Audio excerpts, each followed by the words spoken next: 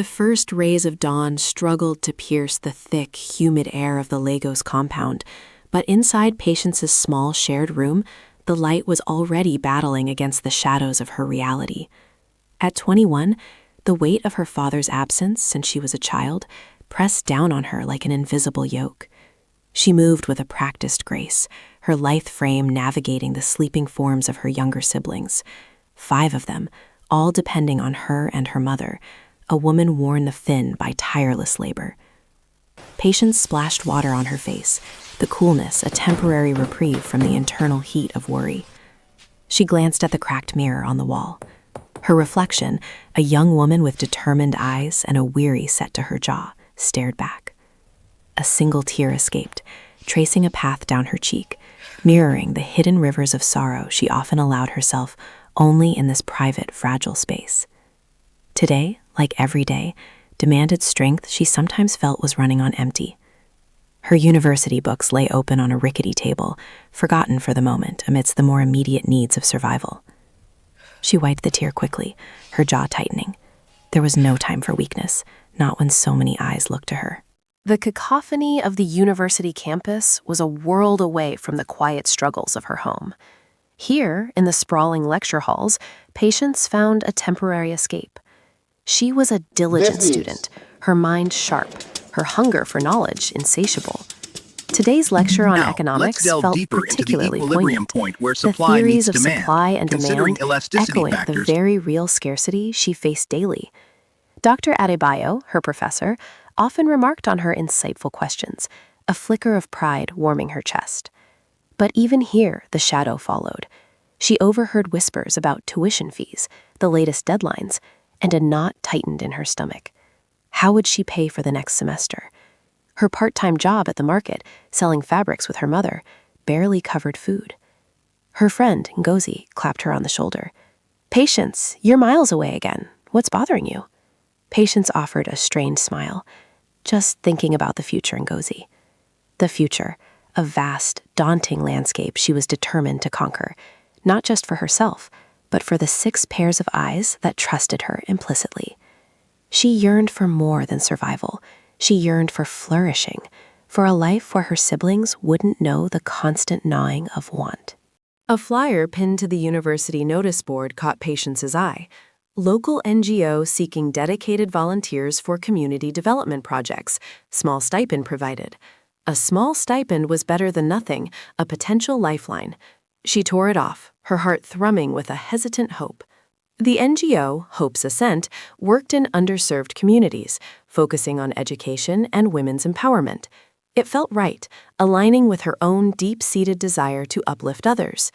Later that day, as she haggled for yams at the market, a familiar face approached.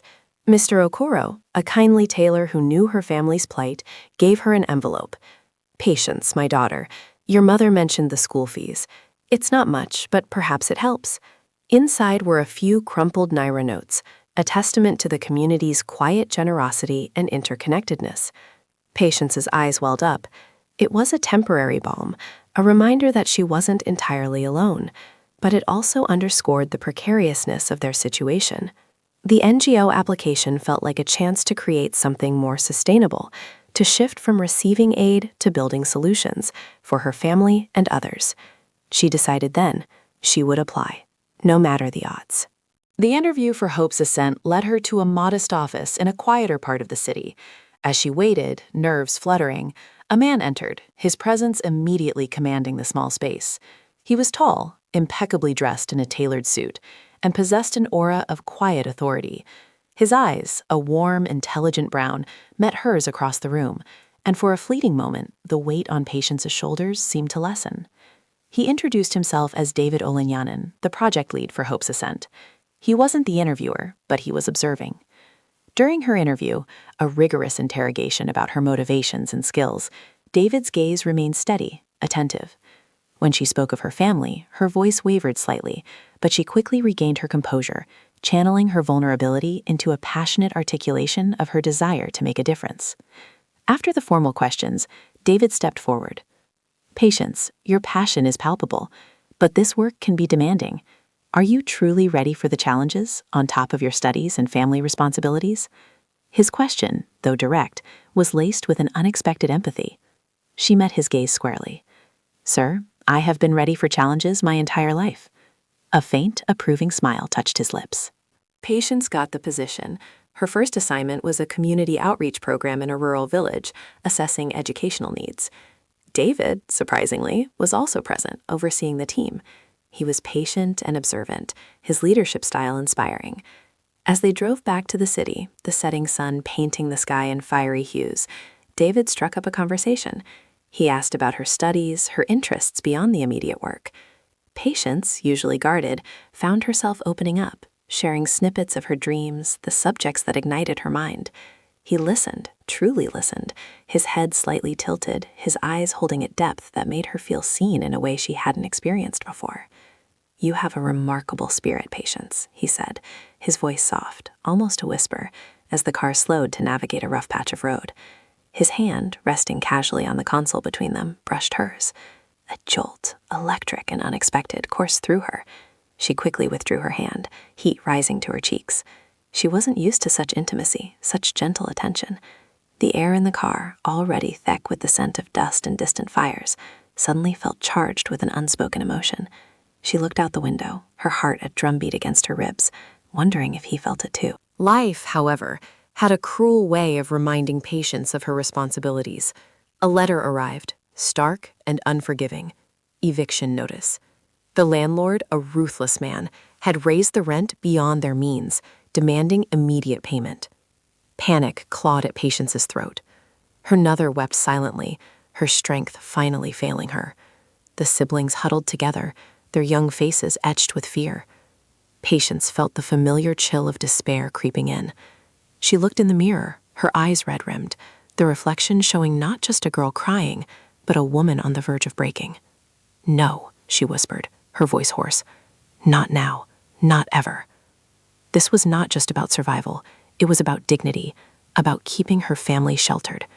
She pounded on the wall, a silent scream of frustration and fierce determination. David had called earlier, suggesting they meet for coffee. She had dismissed it, her mind consumed by the crisis. How could she possibly think of coffee, of him, when her family was about to be homeless?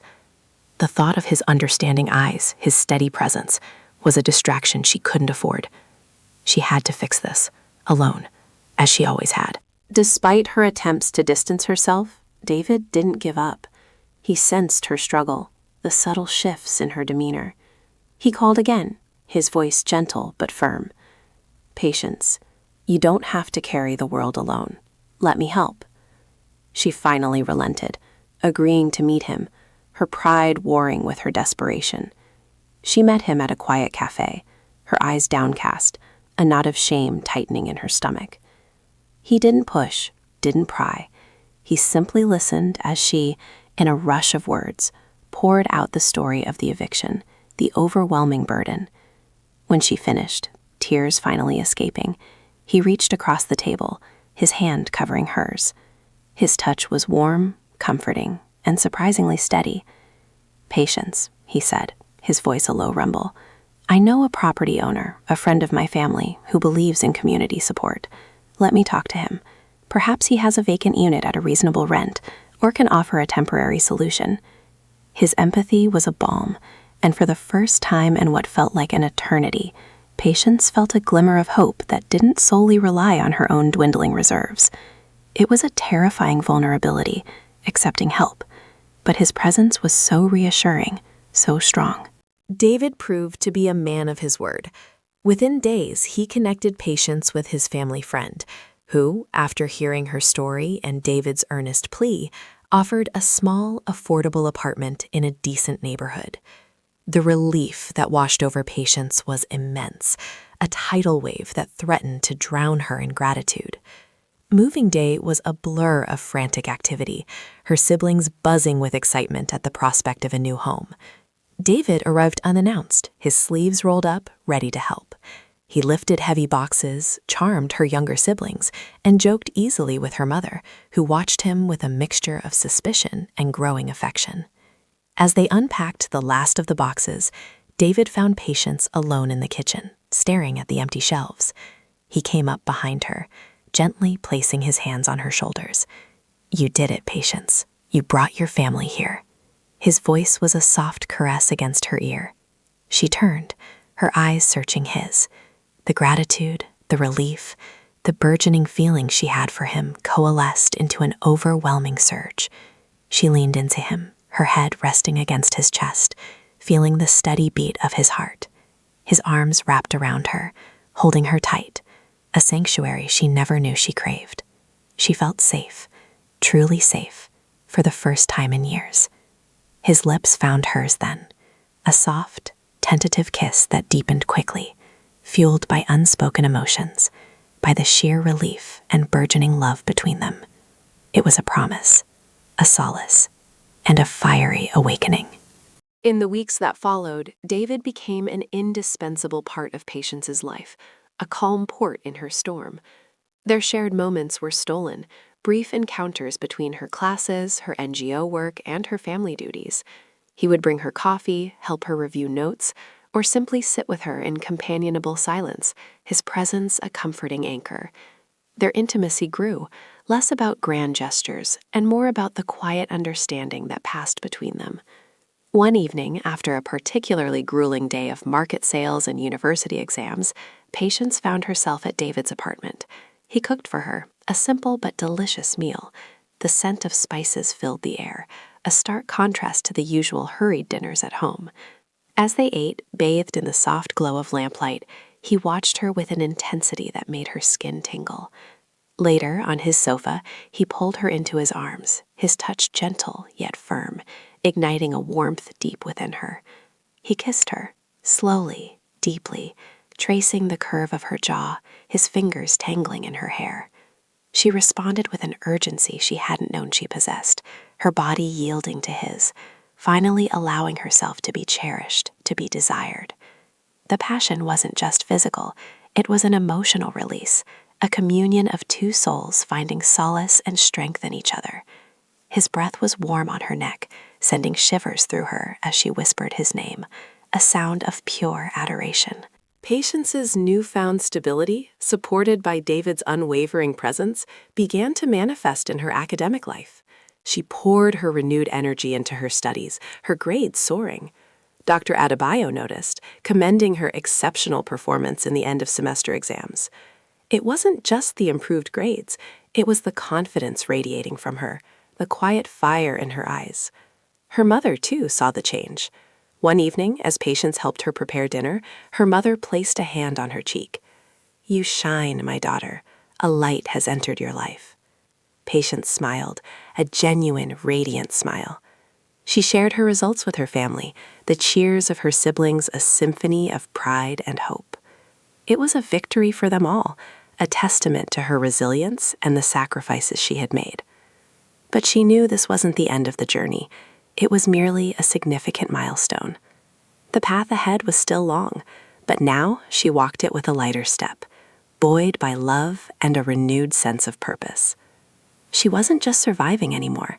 She was thriving, proving that strength wasn't just about enduring hardship, but also about embracing joy and allowing oneself to be loved. Inspired by her work with Hope's Ascent and her personal triumphs, Patience conceived a bold plan.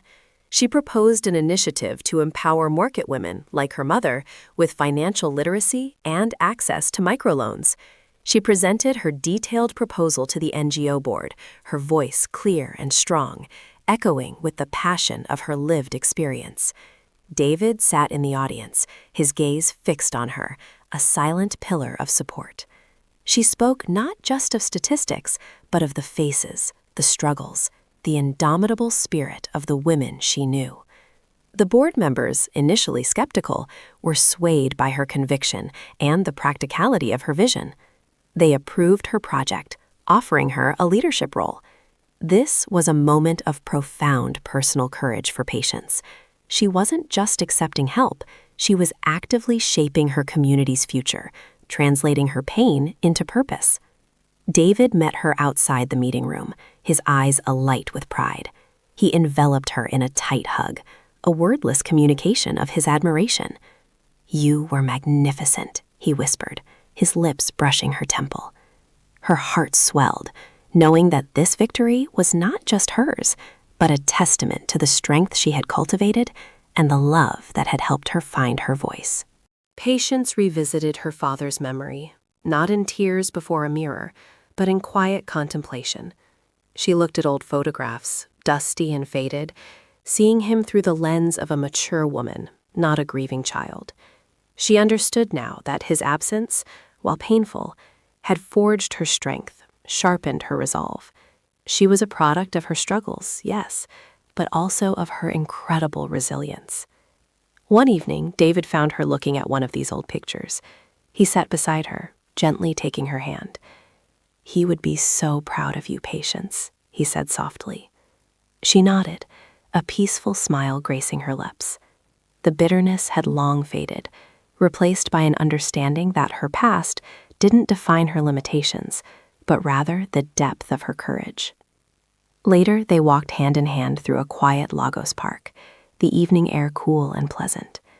He spoke of their future, of a life built together, filled with shared dreams and mutual support. He didn't offer to solve all her problems, but to stand by her, to face them together. He saw her as an equal, a partner. She looked into his eyes, seeing a love that was both passionate and profoundly steady. "Yes, David," she whispered, her voice full of emotion. Yes. It was a promise of a future she had earned, one where she would never again feel truly alone. The Market Women's Initiative, under Patience's fervent leadership, blossomed. What started as a pilot program quickly gained traction, empowering dozens of women, including her own mother, who now managed her fabric stall with newfound confidence and a small business loan. Her siblings thrived in their new home, their laughter echoing through the rooms, no longer tinged with worry. Patience graduated from university with honors, her family and David cheering loudest from the audience. It was a day of triumph, a culmination of years of sacrifice and unwavering determination. That evening, a small celebration was held at their home. The apartment, once a symbol of their precarious existence, was now filled with joy, music, and the delicious aroma of jollof rice. David, now a beloved figure in their family, sat beside Patience, his arm around her. Her mother raised a glass, her eyes moist with pride. "To Patience, our strong daughter, who taught us all that the sun will always rise again." Patience looked at David, her heart overflowing. She had faced the darkness, looked into the mirror and wept, but she had always found the courage to rise.